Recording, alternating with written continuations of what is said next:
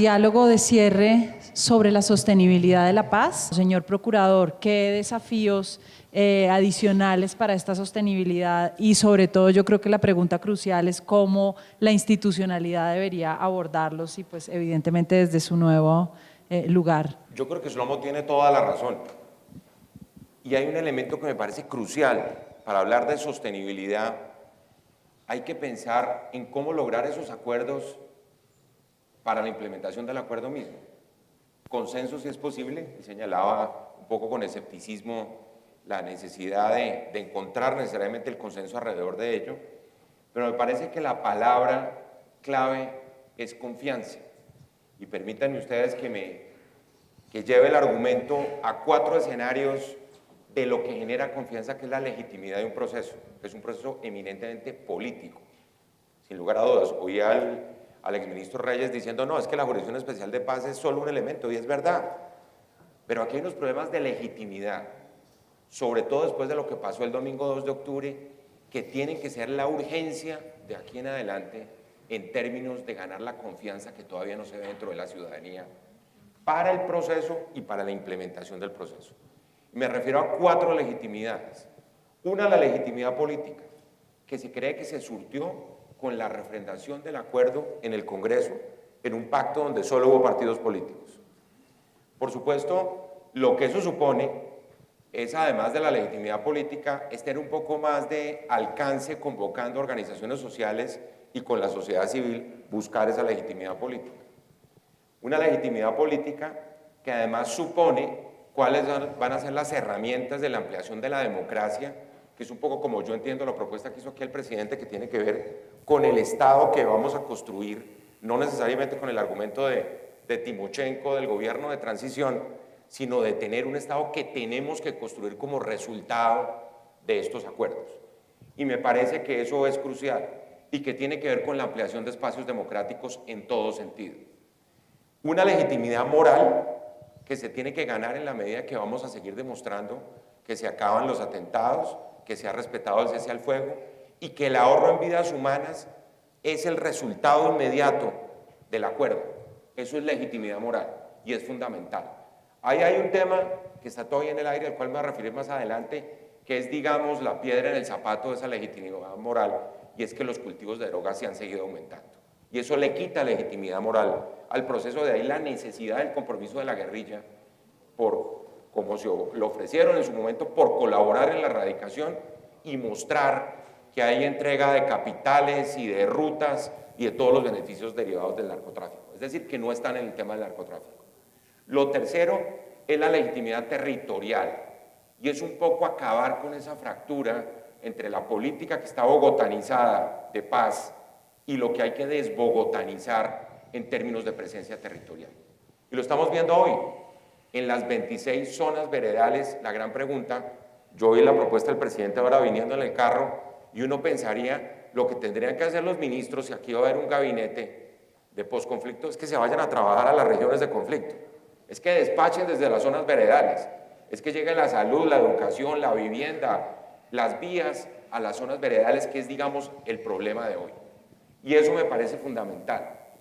Acabar con esa fractura entre lo nacional, lo regional y lo local. Y por último, que es el tema del día, nosotros hemos dicho, querido Shlomo, que frente al humo de la guerra, que afortunadamente terminó, ha venido sacando la cabeza dentro de la agenda de las políticas públicas el tema de la corrupción. Y eso no es una coincidencia. Luego, ese tema de la legitimidad ética, no la moral en términos de vidas, va a suponer un compromiso internacional de manejo transparente con rendición de cuentas de todos los recursos internacionales que van a llegar precisamente para la implementación de los acuerdos. Pero además un compromiso ético de una clase dirigente que tiene que comprometerse con que la política tiene que ser diferente por cuenta de lo que es ese desarrollo institucional con posterioridad a la firma y, por supuesto, a la implementación de los acuerdos. Aquí todo es nuevo, aquí estamos como en ese programa que había en la televisión, la mayoría de ustedes ya, por supuesto, nunca lo oyeron, un programa que se llamaba La Dimensión Desconocida. Uno no sabe cómo enfrentar una cantidad de cosas acá. Los 26 alcaldes que están en las zonas veredales, Claudia, no saben cómo actuar, cómo cumplir la ley, qué tipo de sanciones van a imponer, y cómo manejar una invasión de señores que así la están viendo, que le están llegando a una zona veredal y que le van a cambiar por completo las reglas del juego, digamos, de gobernabilidad de sus territorios. Y eso es crucial. Me parece que ese es un elemento esencial. Cuando la otra cara de la moneda de eso, y es lamentable, aquí vuelvo a la necesidad de generar confianza de parte de la guerrilla, cumpliendo con los acuerdos, de parte del gobierno, cumpliendo con los acuerdos, para que este tema de la paz o la implementación no aparezca, como se dice coloquialmente en Colombia, como un tema ya chuleado. No es que ya pasamos el capítulo de la paz, es que después del acuerdo del Teatro Colón, como tenemos acuerdo aquí ya hay paz. Y resulta que tenemos que enfrentar los problemas más graves, que son los problemas de la implementación del acuerdo. Luego me parece que hay un elemento fundamental de sostenibilidad que hay que tener en cuenta y que supone que si no nos fue bien en el plebiscito del 2 de octubre, hay que trabajar por el plebiscito diario de aquí en adelante en materia de implementación de los acuerdos. Y eso tiene que ver entonces con la implementación de lo acordado, y ahí de nuevo la confianza es fundamental. Y permítame que señale solo telegráficamente 5 elementos para de pronto propiciar el debate con ustedes. 1, la implementación de lo acordado supone que todos esos compromisos de cese al fuego, de entrega de menores, de dejación de armas en un cronograma, se cumplan para que la opinión pública vea que aquí hay un cumplimiento de palabra y se gane un margen de confianza en el caso de las dos partes involucradas en el acuerdo. Eso tiene que ver, por supuesto, con el tránsito ordenado a las zonas de movilización, con que no haya dificultades de carácter logístico, que es lógico que las haya, por lo que acabo de mencionar, pero va a llegar un momento en que eso no se tiene que convertir en un problema insoluble, que tiene que ver, por ejemplo, con lo que está pasando en algunas zonas, que hay problemas de distribución de agua, están llegando madres gestantes, mujeres embarazadas, una cantidad de circunstancias que por supuesto requieren de la presencia del Estado. Lo segundo es cerrar la brecha histórica de la desigualdad. Es que yo creo que va siendo hora de que el país urbano sienta el dolor del país rural, que parece que eso no se ha presentado en la historia de este proceso. Y eso yo creo que es esencial, y es esencial porque al fin y al cabo eso es la falla geológica del sistema político y es la desigualdad. Y si nosotros creemos que aquí se van a implementar adecuadamente los acuerdos manteniendo las brechas de la desigualdad, pues yo creo que esto va a tener muy poco éxito. Y eso arranca precisamente, como ya decía, de que haya una presencia del gobierno central en los territorios, resolviendo los problemas de los territorios en el posconflicto. Lo tercero, que es una consecuencia de lo anterior, es la presencia efectiva del Estado. Ustedes han visto la dificultad en la que estamos en este momento con la seguridad, digamos, de los nuevos líderes sociales, de los defensores de derechos humanos. Yo decía en una reunión del Ministerio del Interior la semana pasada que ustedes traslapan los mapas de aquellas regiones donde el Estado está ausente y donde aparecen la mayor cantidad de los asesinatos de los líderes sociales, son las mismas regiones. Luego es un problema de presencia territorial del Estado.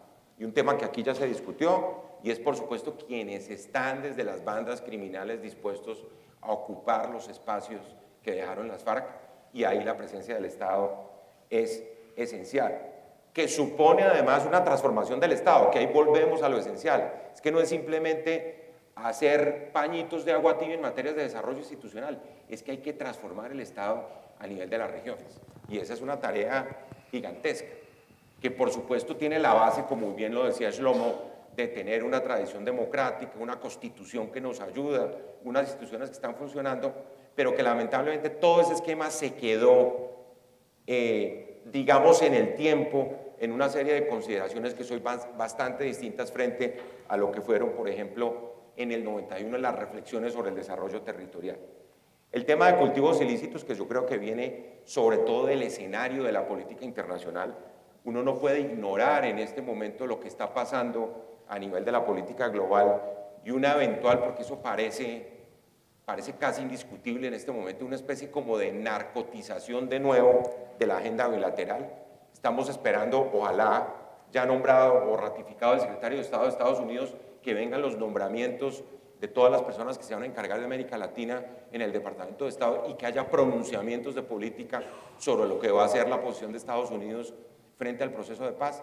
Pero lo que es claro, y no hay que ser un genio para concluirlo, es que el tema del aumento de cultivos va a estar sino de primero en los 2 primeros lugares de la agenda bilateral con Estados Unidos.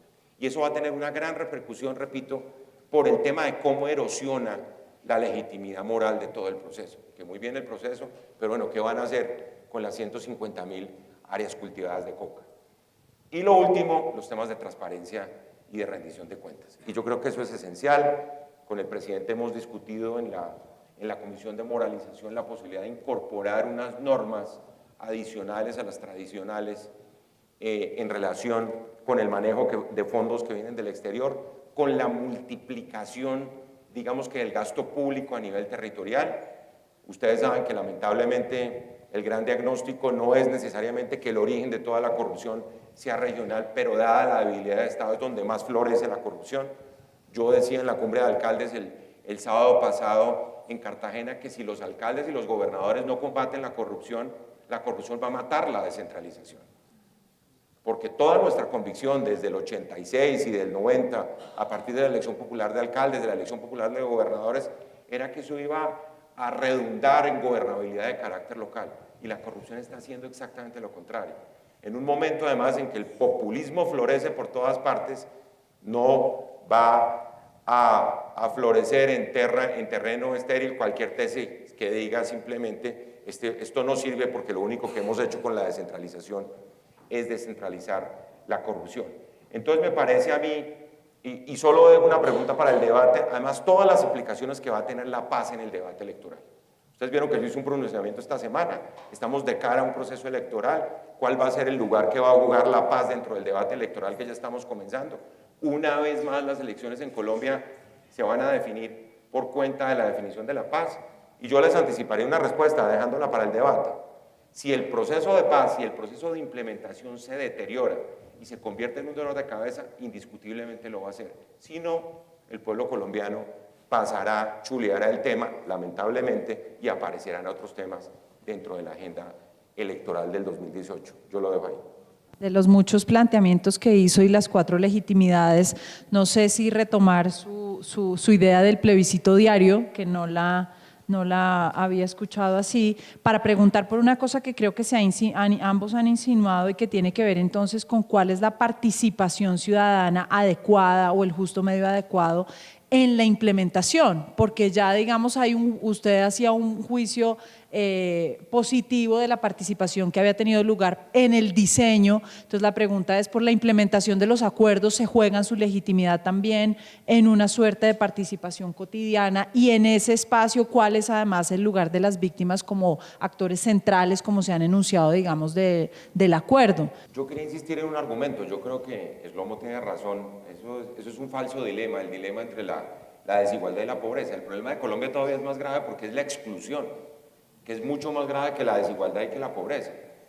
Y la exclusión supone necesariamente reformas de carácter político, y el camino que nos inventamos en el 91, apreciado Shlomo, fue la garantía de los derechos de la gente. Y resulta que aquí hay unos colectivos minoritarios que han sido desconocidos desde siempre, en donde el problema no es la desigualdad, sino ha sido la exclusión de los temas del desarrollo y de la participación política.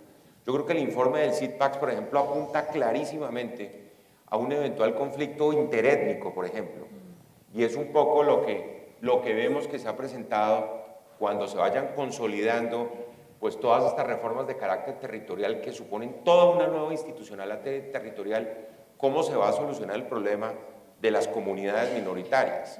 Y ahí vamos al tema de la participación, que de nuevo es una herramienta que nació en el 91 y que sin duda tiene que ser el expediente para tratar de arbitrar y de solucionar esos conflictos. Porque como bien se ha dicho, estamos pasando de un conflicto armado, pero lo que viene es un conflicto social agudizado. El negocio de la paz ha sido convertir lo armado en un conflicto social. Luego, todos los mecanismos que nos podamos inventar para el diálogo social, para la representación y la participación de los grupos minoritarios va a ser fundamental. Y ahí hago la cuña de la Procuraduría, ese es el papel que cumple la Procuraduría. Por eso les confieso, hablando de la Jurisdicción Especial de Paz, Claudia, nosotros estamos insistiendo en que no entendemos por qué quieren sacar a la Procuraduría de la Jurisdicción Especial de Paz. Es que en aras de la celeridad del proceso van a violentar el único ente que va a representar los intereses de la sociedad en la Jurisdicción Especial de Paz. Esa es la filosofía. Pues que nos cuenten abiertamente qué es la filosofía. si eso es lo que quieren hacer. Y ahí viene el tema de las víctimas, que todo este tema de la reconstrucción del Estado, de la reorganización institucional, de los derechos de los minoritarios, apuntas necesariamente a un colectivo que es esencial. Y Shlomo lo decía con mucha claridad. Es que, ¿qué vamos a hacer a nivel de políticas públicas nosotros en las próximas 2 décadas con las víctimas? Yo diría que son los protagonistas de las políticas públicas de este Estado durante mucho tiempo. Esto no es un tema que termina en 5 años, es un tema que supone una reconstrucción del Estado y que supone hacerlo, y con eso terminaría de nuevo con el tema de la necesidad de ganar esta batalla de la implementación de los acuerdos de paz ante la opinión pública, que eso es importantísimo a la hora de poder demostrar que efectivamente estamos respetando los derechos de las víctimas, arrancando por la Jurisdicción Especial de Paz. Lo decía el exministro Reyes, ahí hay un componente que es jurídico y judicial, el componente administrativo viene por otro lado, pero de todos modos quien tenga la representación de los derechos de las víctimas en ese sentido tiene que mostrar mucha efectividad, porque la posibilidad de restitución de derechos de las víctimas, creo que lo dijo el presidente y lo han dicho siempre, es la prueba de fuego del proceso de paz. Si nosotros somos inferiores a las responsabilidades que tenemos con las víctimas, simplemente perdimos el año en esta materia. Y yo concluiría así como muy gráficamente, porque imagino que ya debes estar cerrando. Sí, esto. sobre todo por la hora. Sí, yo diría lo siguiente, ¿no? El gran desafío en este momento es que esperamos 52 años, nosotros esperamos que llegaran los escenarios de la paz. La guerrilla esperó 52 años para ser el protagonista de la paz, y resulta que hoy el principal protagonista de la agenda pública es la corrupción. Esa es la realidad de lo que está pasando en este momento. Y que pareciera que ese hecho histórico tan importante, que es la movilización de 6.000 guerrilleros a las zonas veredales, debía ser las primeras planas de los periódicos, el alborozo del país porque logramos la paz. Y resulta que la gente está pensando que ese es un capítulo que ya pasamos y que eso viene, como dicen los americanos, taken for granted, o sea, que fue una prueba ya superada, que eso está chuleado, insisto mucho en ese término. Entonces, si nosotros no nos concientizamos de la magnitud histórica de lo que está pasando, por un lado, para darnos cuenta que es necesario además estar presentes en ese proceso, nosotros lo hemos dicho, nosotros no nos vamos a involucrar en una función administrativa que le corresponde al gobierno, pero sí tenemos que servir de veedores de cumplimiento de los acuerdos y de defensa de los derechos de toda la ciudadanía, por ejemplo, en las zonas veredales. Entonces, en conclusión, pues la verdad es que tenemos el acuerdo y ahí está el acuerdo, pero no tenemos la paz todavía. Quiero terminar con una mención de celebración de la posesión de nuestro nuevo procurador.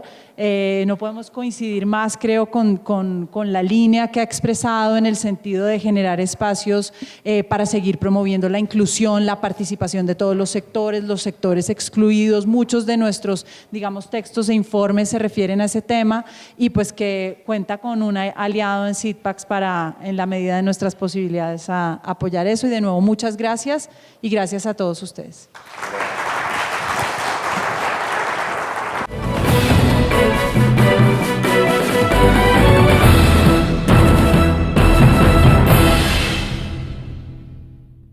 El diálogo de cierre sobre la sostenibilidad de la paz.